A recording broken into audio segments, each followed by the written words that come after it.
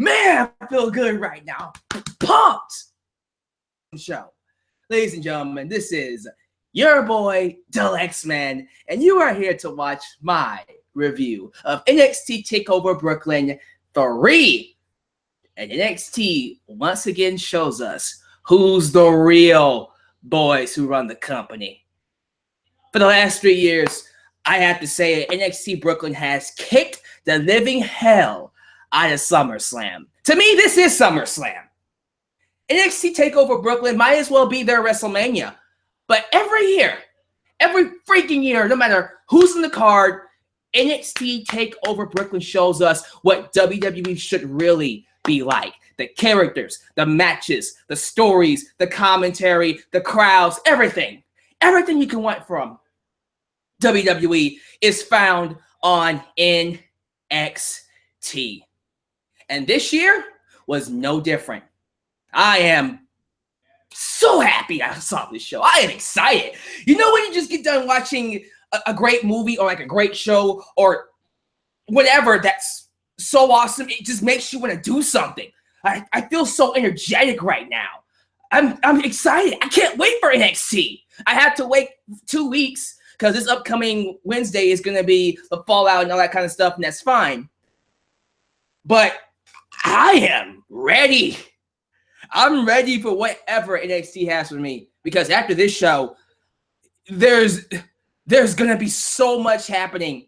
I'm excited about the Mae Young Classic coming up because whoever wins that is going to have great implications who faces the NXT Women's Champion.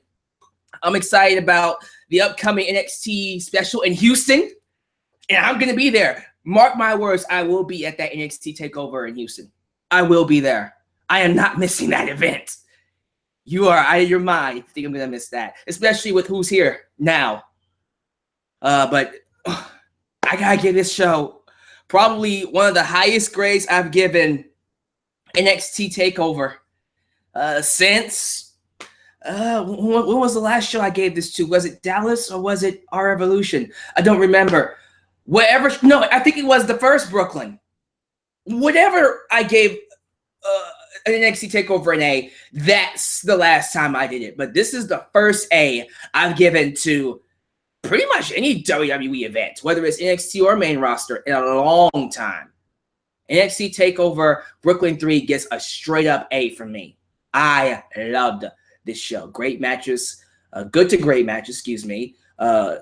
Surprises, great surprises, implications for what's to come in the future.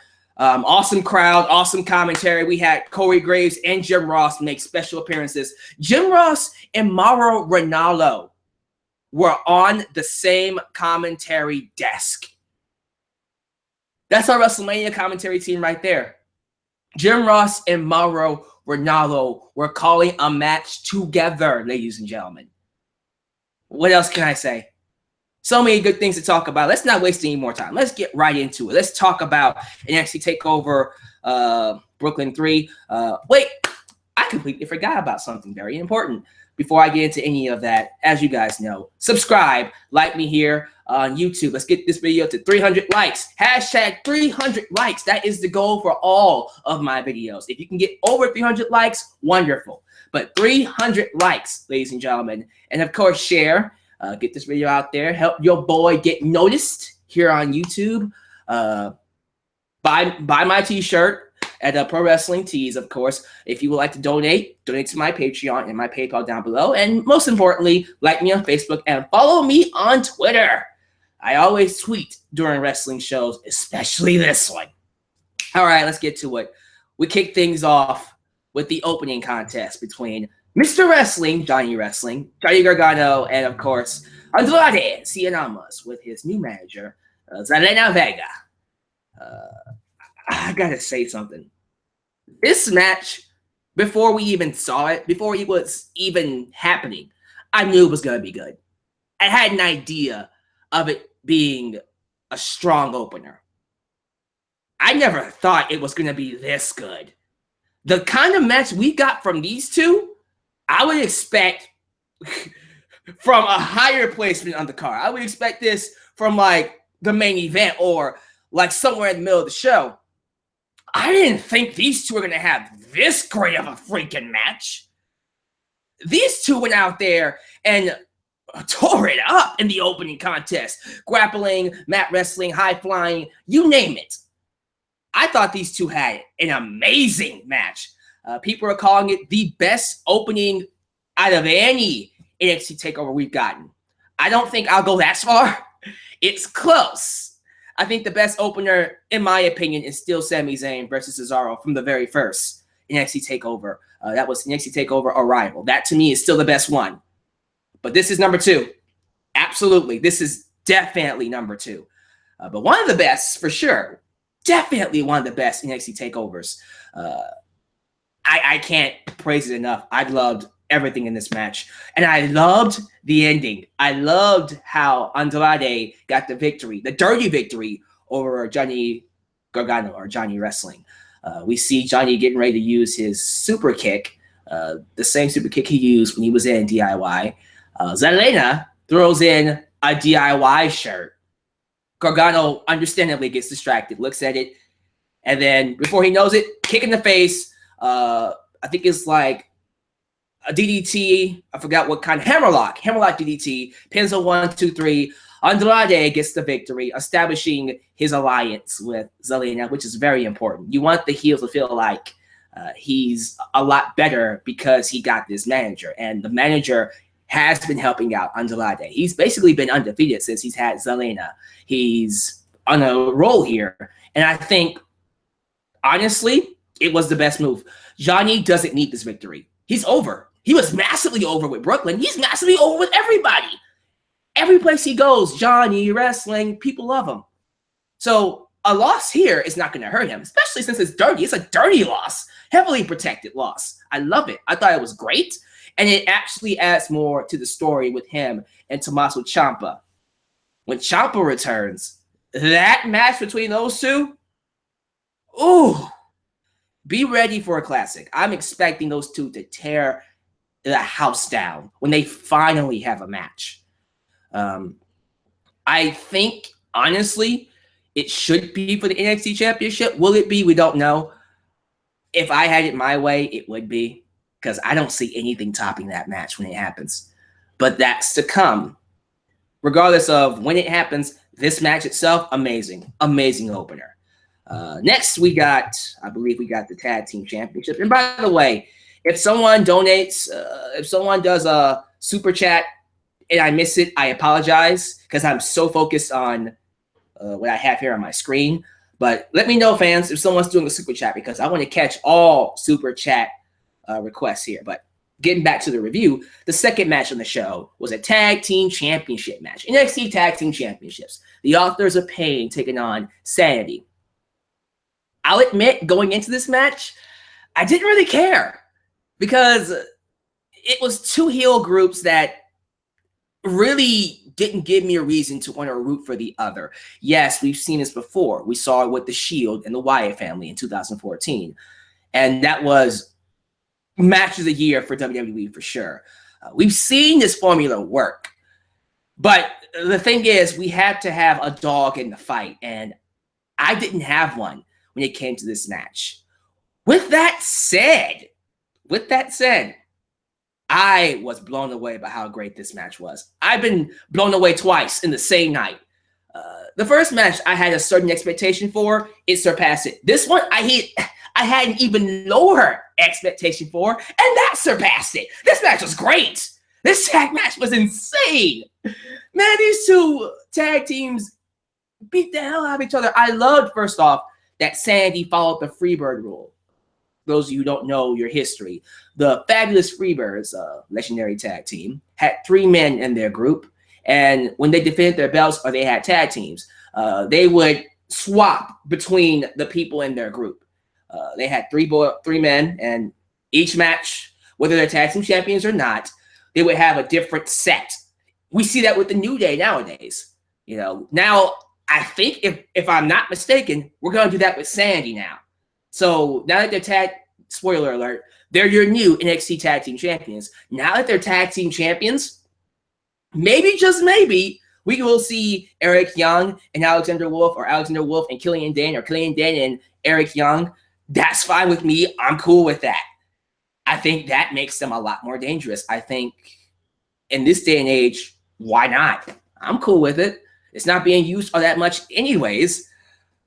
Alexander Wolf, by the way, let's talk about Mr. Alexander Wolf.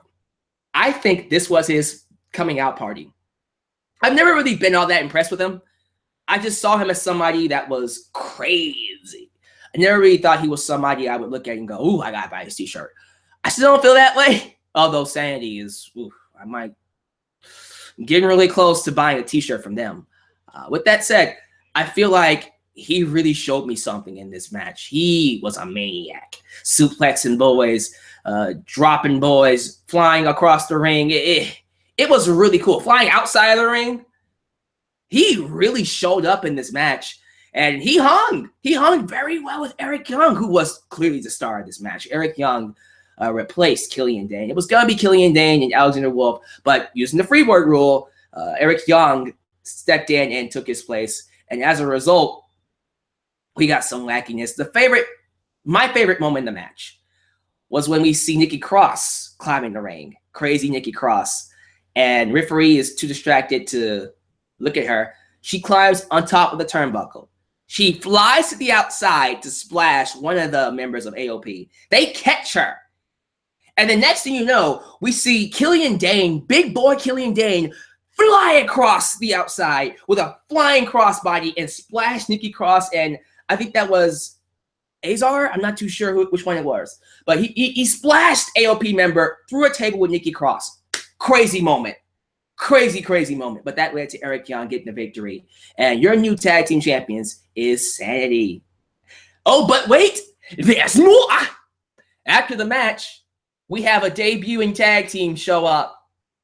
Red freaking Dragon. Kyle O'Reilly and Bobby Fish attack Sanity after the match, saying that they're coming for those belts. Man, I'll tell you what. NXT currently holds Red Dragon and the Mighty Don't Kneel as tag teams. Now, the Mighty Don't Kneel, TM61, they'll be returning very soon. Think about that. Imagine the kind of matches those two tag teams could have. Oh, my goodness. Oh, my goodness. Now, the live chat's going crazy right now with the debuting of a certain man. Adam Cole, baby! We'll talk about him in a second. Wait, live chat. Thank you. Hail Mendoza. Thank you for your super chat. Fuck the revival. Oh, I love that. Thank you. Thank you for the super chat donation. But we'll talk about Mr. Baby in just a second. I almost kind of wish who was the commentator for ROH again? Not Kelly, but Steve Corino. Thank you. I almost kind of wish Steve would just be on commentary. Just replace Percy Watson with Steve Corino. You know what? Right here. Hashtag Steve Corino for commentary. I want him to replace Percy Watson. I had no issues against Percy. I like Percy. But if we're going to have Nigel McGuinness and Steve Corino and Mauro Ranallo in the same company, why the hell are we not going to have Steve Corino on commentary? I would love to have Steve Corino help out with commentary just to make it more interesting, especially since Adam Cole is here. Come on now. Come on. Hashtag Steve Corino for commentary. Just saying. Move on. Third match of the night. Ooh, let's talk about this one. So we had a special guest commentator for this match. For the tag match, we had Corey Graves. Corey Graves decided to come back for the special event to commentate for the tag match. For this match, we had good old JR, Jim Ross, join Mauro freaking Ranallo on commentary to talk about Hideo Itami versus Aleister Black. Come on, man. How the hell is SummerSlam supposed to follow this? Seriously. SummerSlam can't even think about following this show. They couldn't think about following the show the last 2 years. But now it's like it's Mauro Ranallo and Jim Ross in commentary, but Hideo Itami and Aleister Black. Triple H just, you know what? This is what Triple H did to WWE. He took a big step back, and then he said, I got 2 words for you. Follow that. You thought I was going to do something else. I mean, he did that too. But Jesus Lord, Aleister Black versus Hideo Itami. Okay. I kind of expected this match to steal the show. Did it exactly do that? Not really. Surprisingly, there was a better match. With that said, this match gave me pretty much everything I wanted. Now, I will say this. Based off of the match they gave us, I knew there were some things they could not do. There were some things that they had to hold back on and not go outside of what their jurisdiction is, because this is WWE still. Now, the freedom here on NXT is there, of course, but there are certain kinds of matches that can't be done under this umbrella. Knowing that, these two had a hard-hitting, mouth-bleeding, nose-busting, head-cracking, straight-up Japanese-style fights. They kicked, punched, elbowed the hell out of each other. It was so bad that freaking Aleister Black was busted open. Oh, he was bleeding. They busted him open bad. Hideo Itami as a heel was the best thing that can happen to him. He feels like Kenta now. I've always felt that Hideo Itami was a little lackluster as a babyface. I mean, inside the ring, he was fine, but he was missing that aggression. He was missing that uncorked fighting spirit that we saw a lot with Kenta. Well, we're seeing a lot of that now in WWE, and I feel like there is a high chance this man is going to do great things for WWE in this role. Watch out. I think he is awesome as a heel. And before long, I do think the fans are going to start to cheer him. Right now, they're booing him. Rightfully so. They should be. He's a dick. But over time, I think those boos are going to easily turn into cheers, because this kind of badass persona that Hideo Itami has is meant to be loved. It's meant to be adored. You know, keep this in mind. People like Bruce Lee and Jet Li and Jackie Chan, all these Japanese movie stars that we know of, you know, they're not your squeaky clean baby faces either. They're not, hey, I'm going to help. Well, Jackie Chan is technically, but he still has his badass moments regardless. When I think about those Japanese movie stars, I think about how they carry themselves. They're not nice. They're not, oh, I'm going to kiss you, baby. Oh, let me help you across the street. No. Okay. They'll be like, if you step 1 inch closer to me, my fist is going to, oh, there it is. Fist through the gut. Next thing you know, guts is just pouring out of his stomach. This is getting very graphic. I don't want YouTube to put this video down. So, you know what? Let me get back to the match. It was awesome. It was hard-hitting. I thought the right person won. I thought Aleister Black is, oh my God, easily becoming one of my favorite wrestlers, not just on NXT, but in WWE, period. And I still don't know who the hell he is. What is his character? I've never heard him cut a promo, but you know what? I think that's the best part about him. We don't know who he is. Is he good? Is he evil? Do we care? No! I think the fact that he is quiet, I think the fact that he has this mystery about him is what makes him interesting. So when it does eventually come out, it's going to be a big moment. But these two are going to be sore in the morning. These two are not going to walk at all. Aleister Black picks up the victory with the Black Mass. Devastating finisher. I love it. And it's heavily protected. I love that Hideo Itami didn't get a chance to hit the GTS, which is smart. They're protecting the GTS because anytime he hits it, that's supposed to be it. Very well booked match. Amazing. What else can you want from these two? But let's go on to what I felt was the match of the night. But before we do that, let's give a quick shout out to my good friend, Jeff Schlag Daddy, Jeff Schlag, from OTRS Central, who has joined us in the live chat. You guys should go subscribe to Mr. OTRS Central, Mr. Jeff, because I do believe he is one of the, in my personal opinion, one of the best commentators on here, despite the fact that sometimes we don't agree, but that's okay. I don't care. I don't need to agree with you. With that said, I'm going to need him to stop hating on my boy Dolph Ziggler, okay? You need to cut that stuff out, sir. Me and you going to talk one day. Now, Jeff Jarrett, keep that up. I'm going to have to buy your t-shirt. But Ziggler, I need you to calm down. Calm down off of that. Moving on to what I felt was the match of the night. What I felt, in my personal opinion, is the match you all should watch. And I should have figured these two were going to have an amazing match because it was funny. The moment that these two entered the ring, the moment that these two women stepped inside those ropes, I just got vibes of Bayley and Sasha from Brooklyn 2015. And you got to understand something. Again, it wasn't that long ago. Women were freaking piss breaks.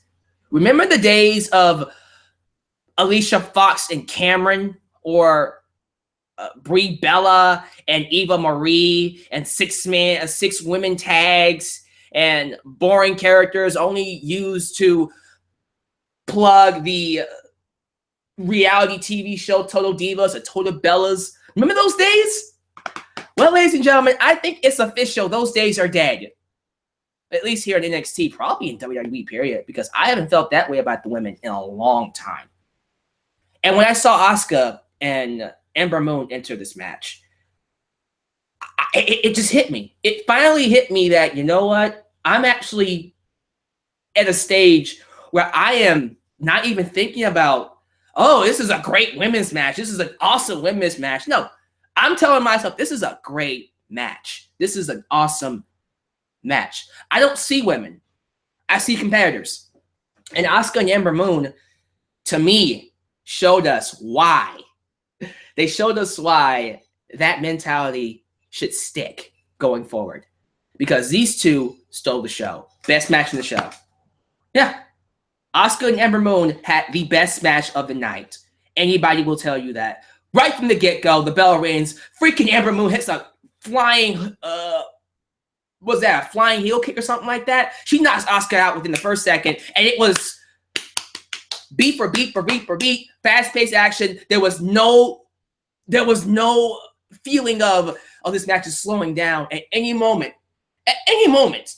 I didn't feel like this match dragged. I felt like there was a story behind it. The whole idea that if Ember Moon could hit, if she can hit that one move, Asuka would be done. That's all it takes, is that one move. And that was the story of the match.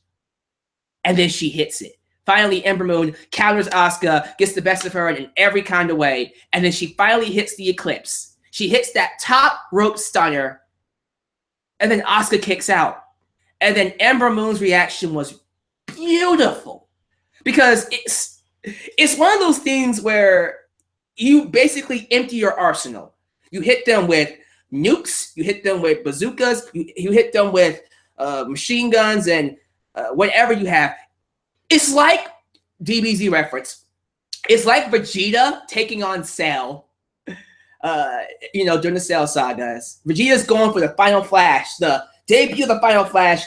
He hits Cell with the Final Flash. Cell's body is completely torn in half, and then he goes, ha, ha, ha, ha, ha, and then Cell just regenerates.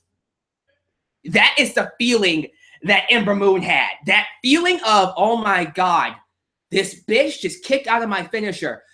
What the hell do I do now? That was Ember Moon. She's like, what do I do now? What next? What next? I hit the Eclipse. Now what? How do I beat this bitch? Well, I know what. I'm going to do it again. So she goes to the top rope, goes to do it a second time, but then Asuka pulls the referee in front of her to stop her from doing it. But Ember Moon flies over Asuka, flies over the referee to hit Asuka.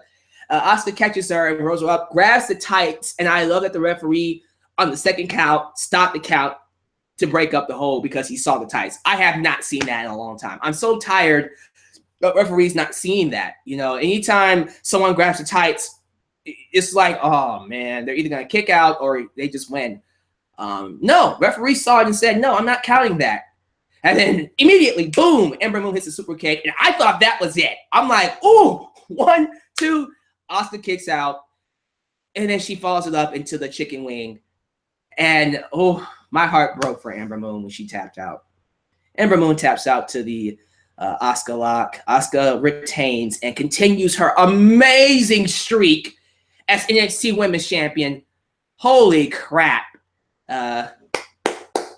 Applause, man. Ember Moon, to me, truly showed me that she's going to be someone big. She's going to be someone big, but I think WWE is putting so much stock into Asuka. I think they want to make this woman such a pinnacle of their company that you really can't be mad at them for choosing her over Ember Moon. I can't. At the same time, I felt like this match was so good. It was such a fantastic match. It didn't hurt her. You know, I think about Kurt Angle versus Chris Benoit, Royal Rumble 2003. That match was such an amazing match, and I felt so bad that Chris Benoit didn't win the championship. But that lost it so much for his career. The very next year, they had no choice but to make him a champion. Ember Moon, I feel the exact same way. This loss did such a good job for her career. Now, every time she comes out, she's going to get a strong reaction. You can still look good with a loss. Here's a prime example of it. So there you go. Fantastic match. Absolutely. And then we get the main event.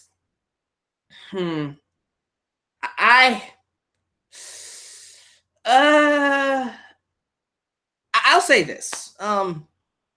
Drew McIntyre versus Bobby Roode for the NXT Championship was a good match.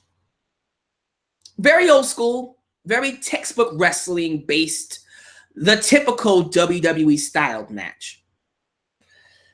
The issue I had with this main event, it's not anything to do with the performers. I think Drew McIntyre and Bobby Roode are great at what they do. I just kind of feel like when it's all said and done, this is the weakest match on the show. Everything else following this match basically outperformed the WWE style. And I think here is that WWE should really look at this show and analyze what's really happening here. Every match before the main event was fresh. It's more that modern day new age wrestling style that we're so used to seeing, not just in NXT, but outside of WWE and PWG and ROH and New Japan Pro Wrestling and Lucha Underground and so many other wrestling companies, even in the UK, maybe in WCPW. There's a new age of wrestling happening. There's a new era coming in with a new wrestling style, with a whole new different way of approaching matches that still has storytelling, that still has fast-paced, high-flying, and an ability to get people invested. I just feel like that WWE style that we've seen for so many years, with the Hogans and the Ultimate Warriors and the Macho Man Randy Savages, I can be here forever. Ric Flair's, that old school style that's basically been here since the dawn of time. I feel like it's time we move away from that and we start to appreciate what the fans are getting into now. The main event was good, and the outcome I'll get to in a second. But we should really look at this main event, compare it to the previous matches, and go, yeah, you know what? I think it's time we move away from this. There's a time and place for this old school wrestling match. I think nowadays we see a little bit too much of it, especially on the main roster. We need to appreciate this new style that we're seeing in wrestling. That's just my opinion. I would prefer to see more of what I see in New Japan Pro Wrestling take place more in WWE. Maybe that's why fans are starting to grow more into a WWE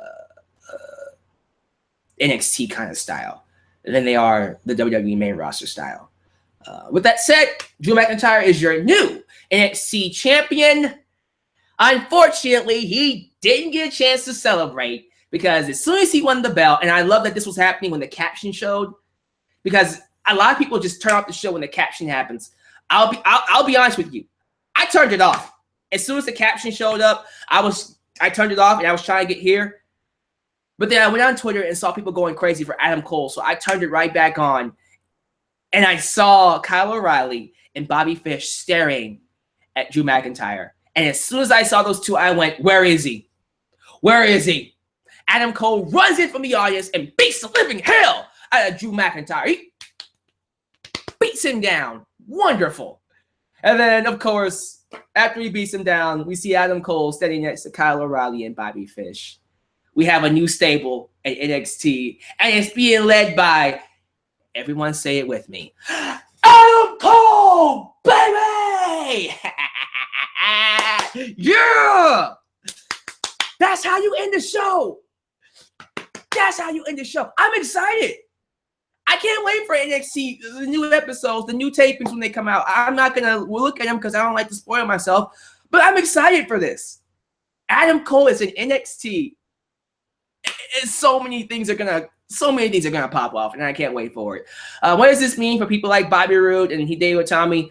I do think Bobby Roode is heading up to the main roster. I think Bobby Roode has proven himself to be beyond ready for the main roster. Honestly, he kind of stayed here for a little longer than he should have. With that said, I think Bobby Roode is moving up.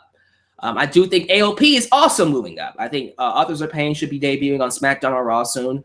I wouldn't be shocked if they moved up Hideo Itami, although I kind of feel like keep him down here a little bit longer. Nah, we'll see.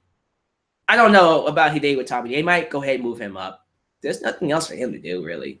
I mean, yeah, he can win the NXT Championship, but if Adam Cole's coming in, I think it won't be long before he gets that belt. And I do believe Drew McIntyre is hanging up very soon, too. Drew McIntyre and Bobby Roode are ready. They're main roster ready. I don't know who else. I don't know who else really to move up because Asuka's not done yet. Asuka's not going to be done until she loses that belt. And she probably won't lose that belt until she fights the winner of the Mae Young Classic, which I am going to assume is going to be Sane. Kairi Sane. Can't wait for that match. That is going to be an amazing match. Kairi Sane, Kairi Hojo versus Asuka. Oh, and it might be an NXT Takeover Houston. Yes, I can't wait for that. Give me your thoughts. Give me all your thoughts down below in the comments. What grade would you give this show? Live chat. Heading to you. Heading to you right now, ladies and gentlemen. What grade would you give this show? I'm giving it an A. Definitely an A. Good to great matches. Stories that make me excited about watching future shows. Character development. Surprises. Adam freaking Cole. Jim Ross on commentary. What else could you want from this show? I don't see how I couldn't give this show anything else but an A. Let's see here. A minus, A plus, A, 10 out of 10, A freaking plus.